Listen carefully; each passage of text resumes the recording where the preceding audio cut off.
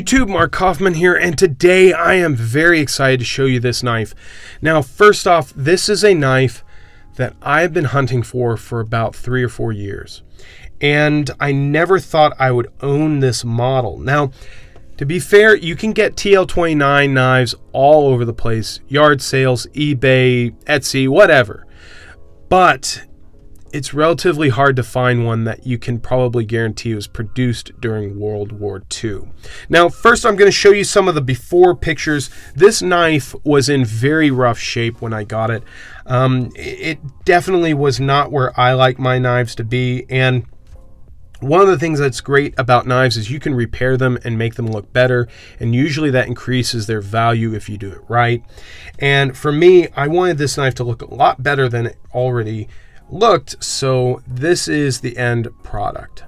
Now, I'm not completely finished with this. There are a few more things I still need to do to it, like sharpening the blades, but I feel very comfortable in saying this is where I want this knife to be in condition.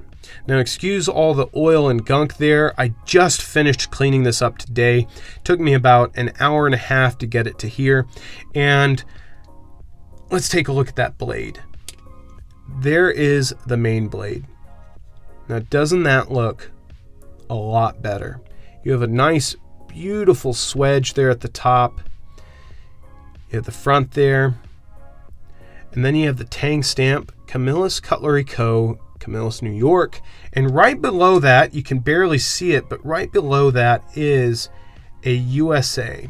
And it's very, very small, relatively hard to see, but you can see it right there, USA. And that Tang stamp places this to early 30s, maybe mid 30s to the mid 1940s. Camillus changed Tang stamps in 1946, I believe, and then that would have been a change to this. So this one here places it to about the period of World War II. And the other reason why I believe it is so for that date is because there is no brass liners on this. This is all steel and just wood.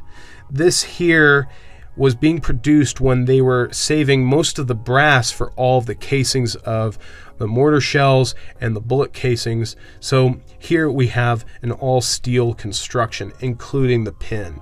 Now, this blade definitely had a lot of work done to it, and one of the things that I did do to it was I lowered the kick a little bit, just a little bit, primarily because the knife blade itself was actually above the liner here.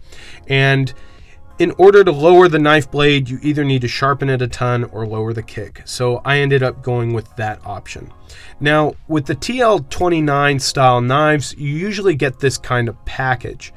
But there were different iterations of this knife during World War II, and one of them was one with a shield. Now, you usually only see that in 1 in 5 of these usually, and they're relatively hard to find and rather rare, but this one is hard to find, and I wouldn't say it's rare, but these are getting harder and harder to find. This knife right here, if my math is right, it's about 82, 83 years old.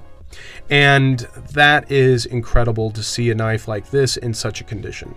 The other blade you get on these knives is a combination blade. You get a screwdriver wire stripper blade, and the wire stripping blade is right here, but you can also sharpen this blade here, or this notch, to strip wire, but usually that was for pulling the wire off. You can see that it's not sharpened on either side.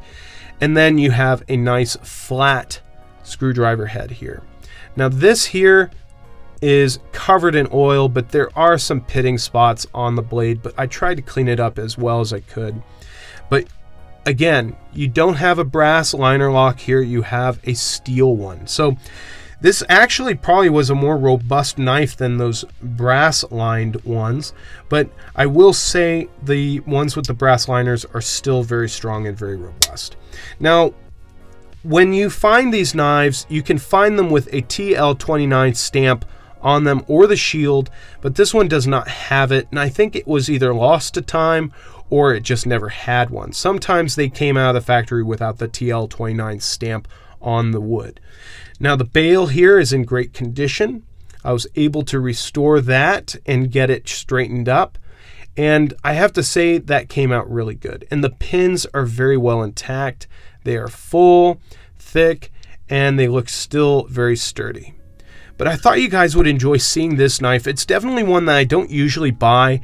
I don't usually go for Camillus or TL29 knives anymore, but I did do a video in the past on all the variations that I had collected. So I'm going to put that video down in the description here. But this is definitely one that I've been hunting for a long time. So this is a Camillus TL29 lineman's knife from probably the World War II period. And I really hope you guys enjoyed seeing it. Now, if you want to see another video of me progressing through more restoration work on this knife, just let me know down in the comments and I will see how I can do that. But this right here was about an hour and a half worth of work, and I have to say it took a lot of elbow grease to get it here, but I definitely think it looks a lot better. So thought you guys would enjoy this. Till the next one, I'll talk to you guys later. Bye-bye.